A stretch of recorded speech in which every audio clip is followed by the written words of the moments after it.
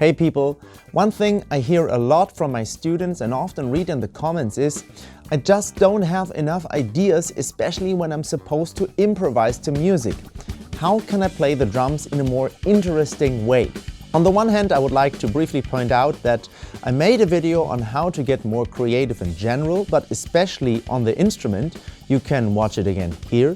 And I will also make a video on how to become more independent from sheet music. So how to learn to improvise. But today I'm going to show you one of the most important tricks I know to turn a single idea into thousands, even as a beginner.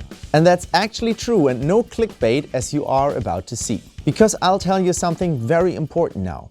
It's not about what you play, which groove, which fill in, whatever. It's about how many ways you can play it, how well you can vary, that is, modify a single idea. It makes a lot more sense than just collecting many different ideas. You can do a lot more with the method I'm about to show you and play much more musically. And with this method, you can actually generate innumerable new ones from a single idea without having to learn a new thing.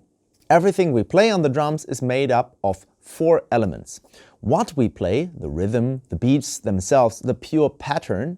And then there are 3 controls that we can use to change how we play it. How fast, the tempo, how loudly, the dynamics, and above all, on what part of the drum set we play it. We'll focus on the last point, the so-called orchestration. With this method alone, you can make countless things out of a single idea. I'll show you a very simple example. A typical groove with 8th notes on the hi-hat, bass drum on 1 and 3, and snare drum on 2 and 4. If you can play this groove, then you can play this one too.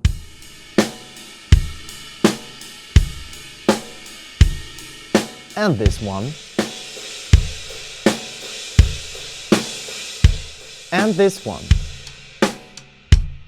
I always play the same pattern, the same groove, but just by playing it on different parts of the drum set, it sounds completely different.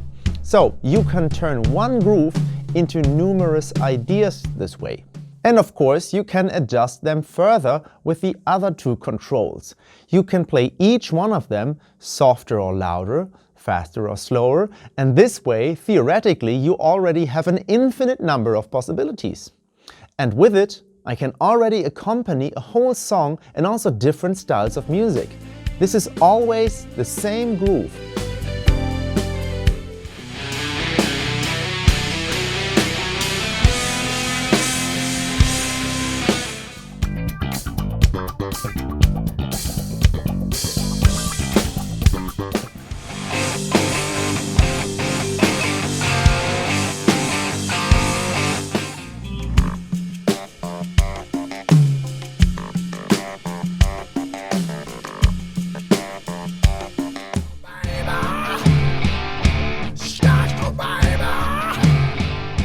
When writing songs, I used to think that I had to find the perfect groove, the perfect fill-in, until I learned that neither of them would do me any good if I didn't play the right feeling for the song.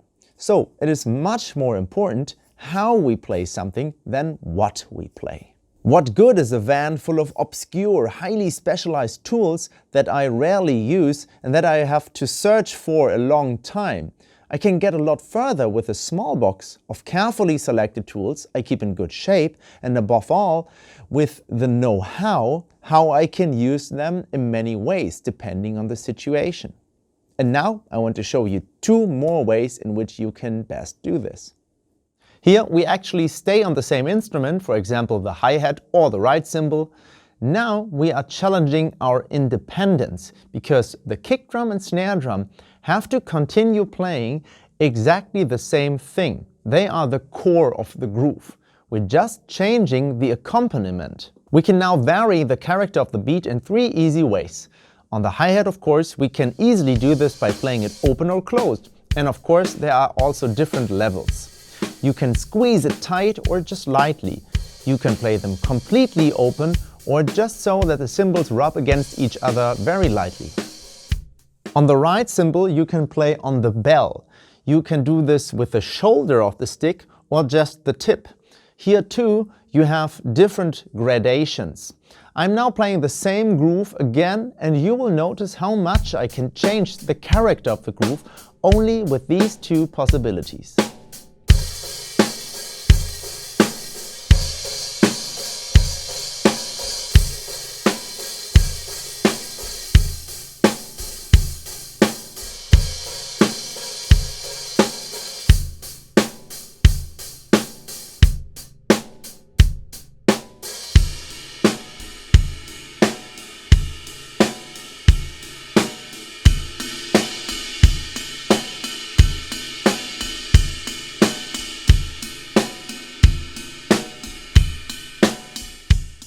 The second way of changing it, we play accents on the hi-hat or the right cymbal.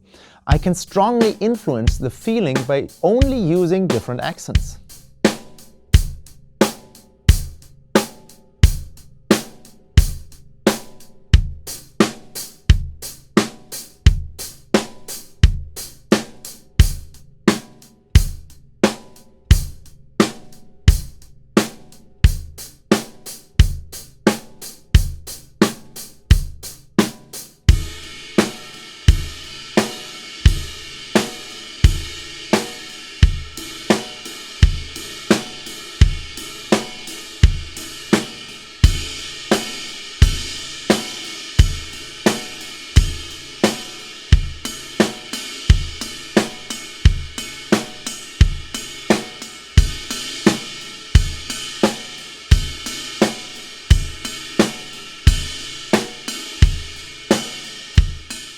And of course, you can now combine accents with the opening of the hi-hat for even more different shades. At my band Ohrenfeind, I have often given a lot of thought to how can I do the song justice just by how I play the hi-hat, whether I let it open or only lightly, whether I emphasize the quarters or not, and if so, how much, and so on. And now to the third option. Here we actually change what we play on the hi-hat or the right cymbal, but we're just changing the subdivision, the note value. We continue to play continuous strokes, just twice or half as many. It is very important that we keep counting out loud and, if possible, also listen to a metronome so that we don't lose the pulse when we play other subdivisions. I always play the same thing with the kick drum and the snare drum. I just alternate between quarter, eighth and 16th notes on the hi-hat or the right cymbal. If I want to play unobtrusive, I mostly play eighth notes.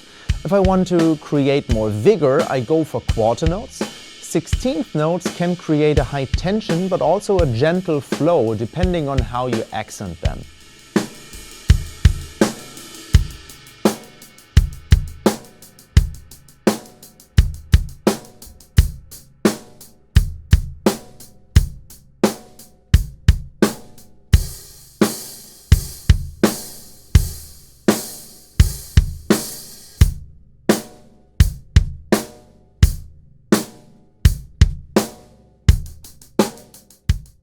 If 16th notes are still too fast for you at this tempo, then start slower and increase the tempo as you feel comfortable, or use the option of playing the hi-hat with two hands.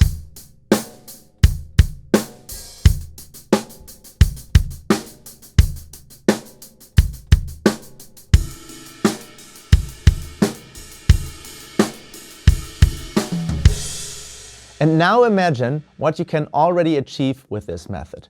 There are many ways to adapt the character of a groove just by the accompaniment.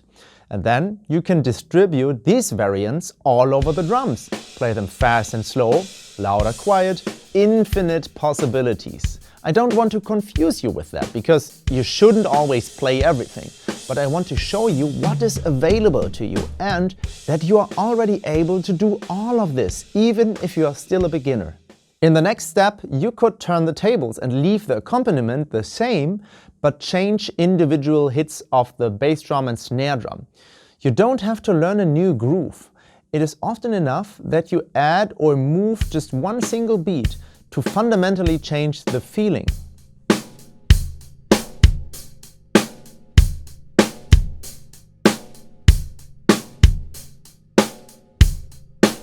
If you only do that every second bar, for example, you have another advantage. You create a 2-bar phrase, a kind of riff that goes longer than just 1 bar. In this next example, I'll just add a second beat on the kick drum every other measure and a second beat on the snare drum in the 4th. So I have a 4-bar phrase. I draw a longer arc that sounds much more musical because a kind of dialogue is already taking place in my playing, a kind of question and answer game between kick drum and snare drum.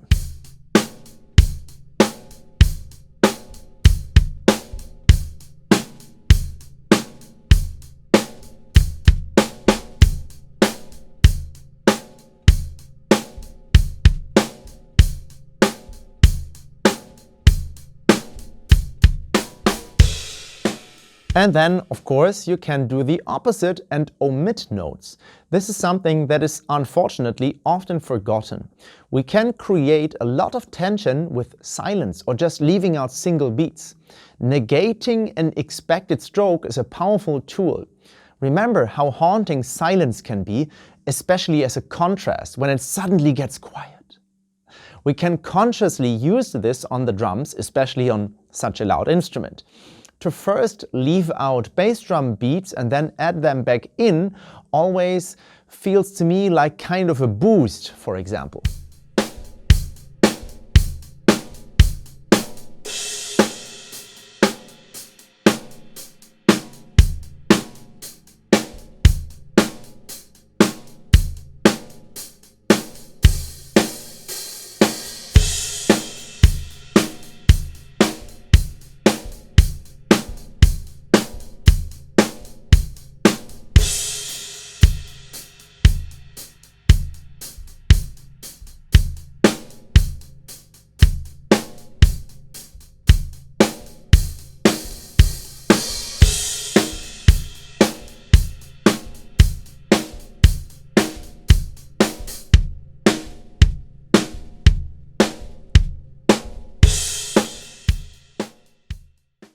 You see how much you can play on the drums with just a handful of rhythms using these systems.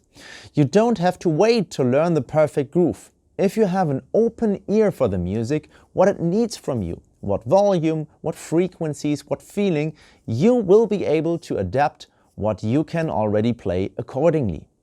All musicians use this principle. Steve Gadd, for example, likes to say that he actually only has a handful of licks, but he's able to play them at any note value, at any speed, any dynamic, and any orchestration.